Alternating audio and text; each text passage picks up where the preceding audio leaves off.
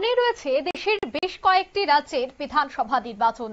আর নির্বাচনের আগে এবার 13টি দেশের প্রতিনিধি দল নির্বাচনী ব্যবস্থা খতিয়ে দেখতে ভারত সফরে আছেন। বিহারে গিয়ে নির্বাচনী ব্যবস্থা দেখবেন ফ্রান্সের প্রতিনিধি দল। বিশ্বের সামনে এক প্রকার দেশের নির্বাচনী ব্যবস্থা তুলে ধরতে চাইছেন জ্ঞানেশ কুমার। বিস্তারিত সেই বিষয়ে জানবো, টেলিফোন লাইনে যুক্ত হয়ে গেছে প্রতিনিধি শেখ মনিরুল।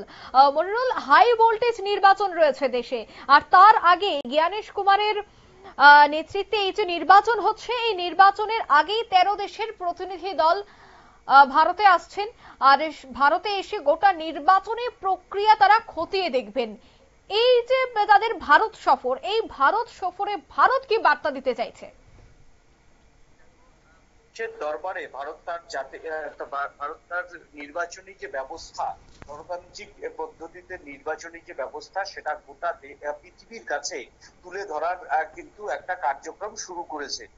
ইতিমধ্যেই বিহারের নির্বাচন সহ এরপরেই পশ্চিমবঙ্গ, পশ্চিমবঙ্গ, অসম, তামিলনাড়ু এবং অবশ্যই তোমার কেরলের নির্বাচন রয়েছে।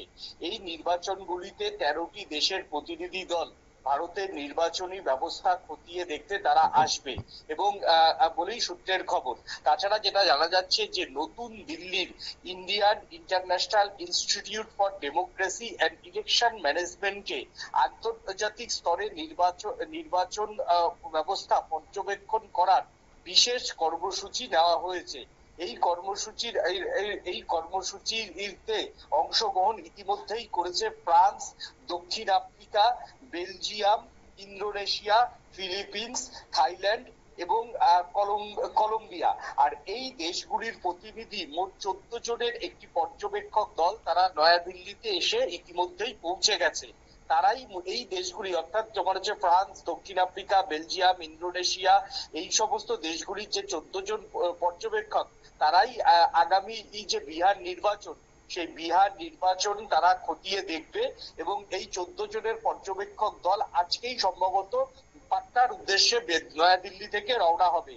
তারপরে ইলেকশনের দিন তারা থাকবে। কিভাবে ভারতে ইলেকশন হচ্ছে সেটা পাটনা শহর এবং পাটনা শহরের পাশাপাশি গ্রামীণ যে তোমার হচ্ছে বিহার রয়েছে, সেই বিহারে তারা যাবেন, ইলেকশন পদ্ধতি খতিয়ে দেখবেন। সেখানে কিভাবে মহিলাদের ভোটদানের অধিকার এবং তোমার হচ্ছে দলিত সমাজের যে ভোটদানের অধিকার, কিভাবে তারা পার্টিসিপেট করছে ইলেকশনে, সেই সমস্ত বিষয়গুলি খতিয়ে দেখবেন।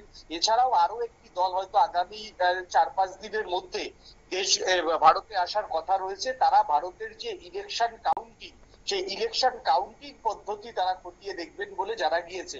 তবে জাতীয় নির্বাচন কমিশনার পক্ষ থেকে ইতিমধ্যেই বিহারের সিও দপ্তরকে সতর্ক করা হয়েছে। এই যে ইলেকশন টিম যেটা যাচ্ছে, 14 জনের ইলেকশন টিম, তাদের পূর্ণাঙ্গ ব্যবস্থা করতে হবে। পাশাপাশি বিহারের মুখ্য সচিব এবং বিহারের ডিজিপি কে পর্যাপ্ত নিরাপত্তা দিয়ে এরা যেখানে যেখানে যেতে চাইবেন এবং তাদের একটা রুট যে তোমার হচ্ছে চার্ট, সেটাও তৈরি করে কমিশনের কাছে জমা দেওয়ার নির্দেশ দেওয়া হয়েছে বলে এখনো পর্যন্ত খবর। একদমই, ধন্যবাদ। অর্থাৎ যে 13টি রাজ্যের প্রতিনিধি দল আসবেন, দুঃখিত 13টি দেশের যে প্রতিনিধি দল আসছেন, তাদের রুট কিন্তু তৈরি করা হয়েছে। নির্বাচন কমিশন সেই রুট তৈরি করে দিয়েছে।